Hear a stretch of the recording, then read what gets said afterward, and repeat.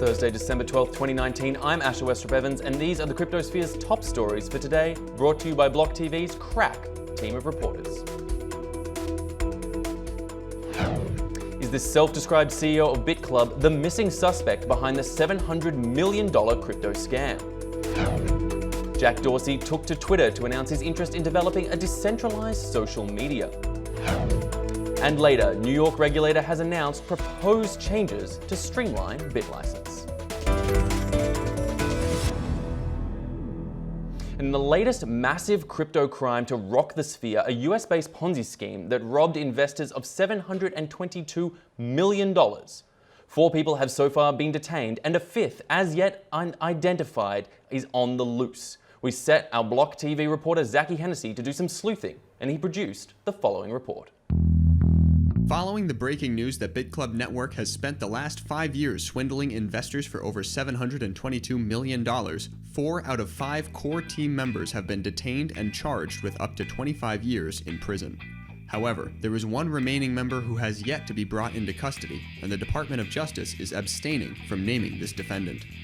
Among those indicted, there is a startling omission, that being the company's CEO, Russ Medlin, who by all means seems to be the most likely suspect.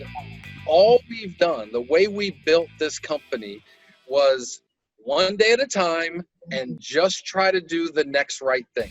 Medlin has been the CEO of BitClub since its inception in 2014, leading the company as it fooled investors by promising them incredible gains in exchange for their funds. You see this? This is a little tiny percent of a huge machine we got, mining millions and millions of dollars of Bitcoin a month.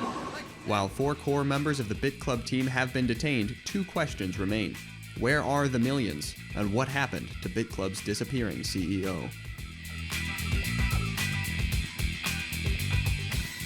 All right, Zachy, so from your reporting there, it seems that Russ Medlin is the most likely candidate for the other missing suspect, but there are other potential accomplices. That's right. There are a few other suspects, notably the alleged director of marketing, Douglas Beck, who is supposedly using a fake name. It's really hard to tell because a lot of the site, it's been taken down. There's no transparency in regards to who the team is, understandably so at this point. So it seems as though Russ is the man to finger. All right, certainly one to watch out for. Thank you very much for that reporting there, Zachy. All right, now Jack Dorsey, the CEO of Twitter and staunch blockchain advocate, took to the feed on Wednesday in a detailed thread painting his vision for a decentralized social media. Our reporter Yona Hochhauser put together a reminder of @Jack's love affair with all things blockchain. Jack Dorsey, the CEO of Twitter and Square, has long been a friend to Bitcoin. Jack has expressed his love for the digital asset both on his own Twitter platform as well as in many public forums, including the cultural bellwether Joe Rogan podcast. He has made Square's Cash App one of the most popular and easy places to buy Bitcoin in America. Jack claims he buys $10,000 worth of Bitcoin a month. He has even traveled to Africa to speak about the virtues of the cryptocurrency. Now, he's aiming to marry his success at social media with his love for decentralized currency with the newly announced Blue Sky team.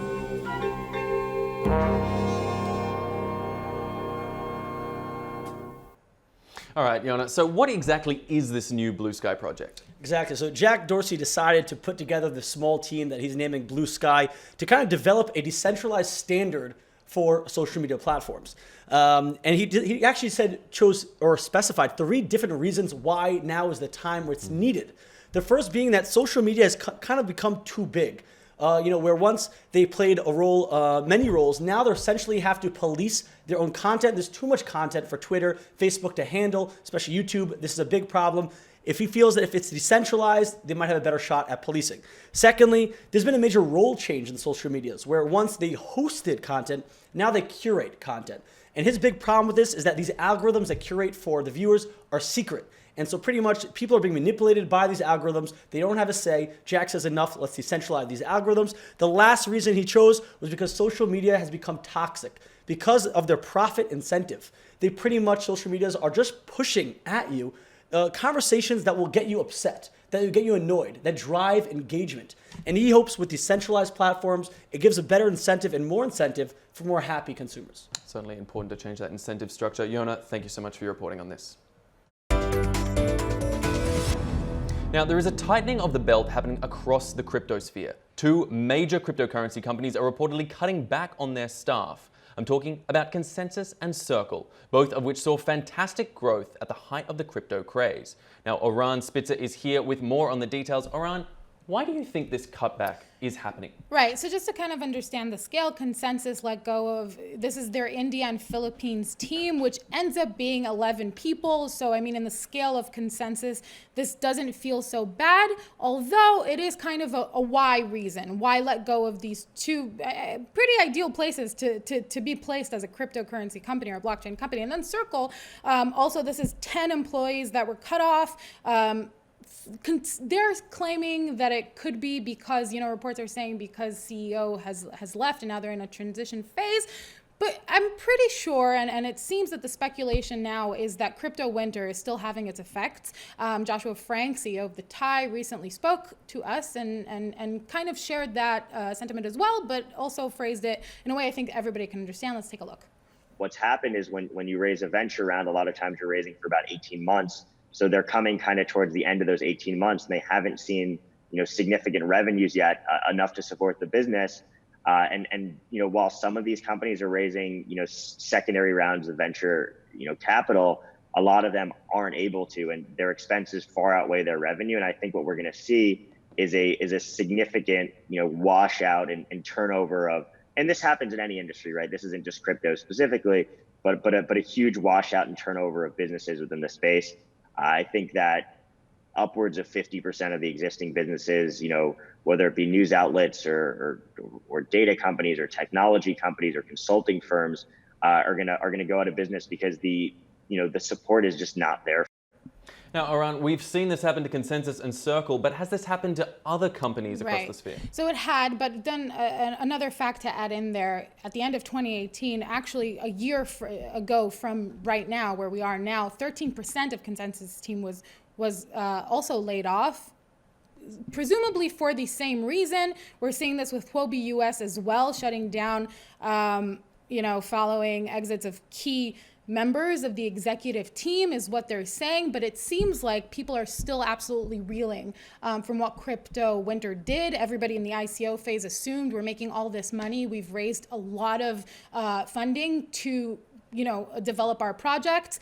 And then crypto winter happened and everybody was thrown for a loop, and it looks like we're still reeling from that. Of course, we reached out to Consensus to find out if that is the reason, still awaiting comment from that. But curious to see what that ends up being. Yeah, certainly some hunkering down that seems to be happening across the industry. Oran Spitzer, thank you so much for that report. Now, the New York Department of Financial Services is looking to streamline its BitLicense program with a focus on easing restrictions on licensing new coins in the state. Under the current regime, NYDFS approves every cryptocurrency offered within the state on a case-by-case basis with individual exchanges. The changes announced Wednesday by Superintendent Linda Lacewell allow coins to be approved statewide, potentially allowing smaller operators to function more smoothly in the state. And for more on this, I spoke earlier with Rachel McIntosh from Finance Magnates. New companies who may not have a ton of capital, who want to move into New York as one of the largest financial hubs in the world, just haven't had the opportunity because, going in there, spending hundreds of thousands of dollars, millions of dollars perhaps on gathering the materials necessary to apply for a bit license, and then also paying the bit license fee on top of that just isn't feasible. So indeed, what we've seen is that the cryptocurrency players who've entered the state of New York have been these big guys.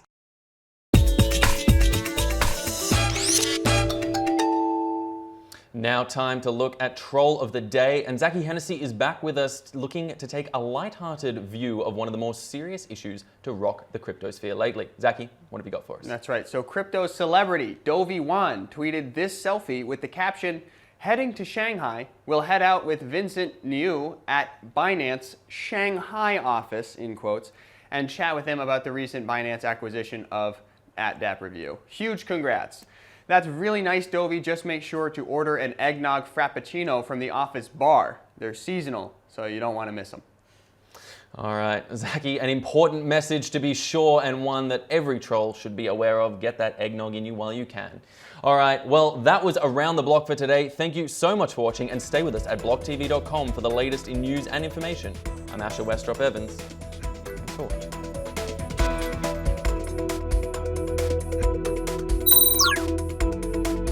For more news and updates, follow us on Twitter.